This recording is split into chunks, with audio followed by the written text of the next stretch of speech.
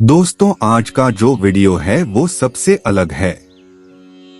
आज की वीडियो में हम आपको बताने जा रहे हैं कलयुग की भविष्यवाणी के बारे में, जिसका वर्णन विष्णु पुराण में किया गया है।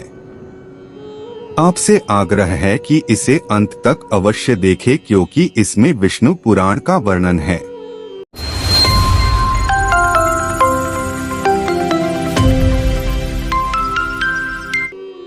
सनातन धर्म और वेदों में 4 युगों की मान्यता है।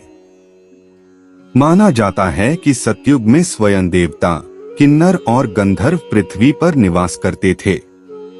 हमारे धर्म ग्रंथों में किन्नरों और गंधर्वों के बारे में विस्तार से बताया गया है। सतयुग के बाद आया त्रेता युग। इस युग में भगवान श्री राम ने जन्म लिया और वह स्वयं श्रीहरि विष्णु का अवतार थे।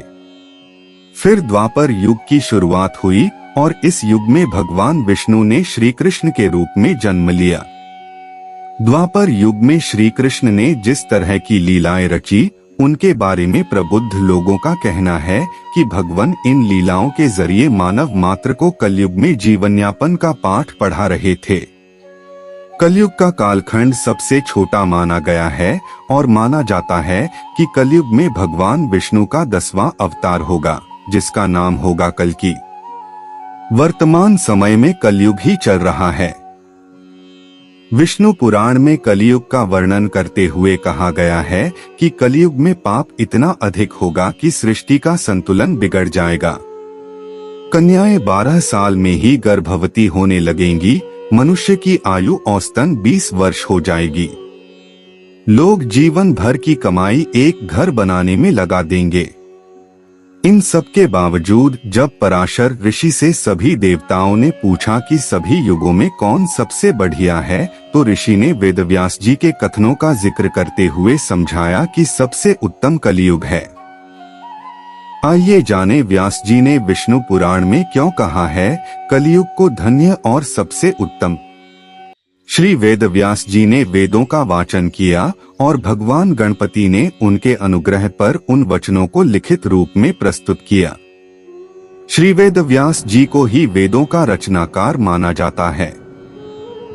वेदव्यास जी से जुड़ी एक पौराणिक कथा के अनुसार वेदव्यास जी ने सभी युगों में कलयुग को श्रेष्ठ युग कहा है। यह चौंकाने वाली बात जरूर है, क्योंकि कलयुग में तो सबसे अधिक पाप और अत्याचार होगा। वेदों और धार्मिक ग्रंथों में ऐसा कहा गया है।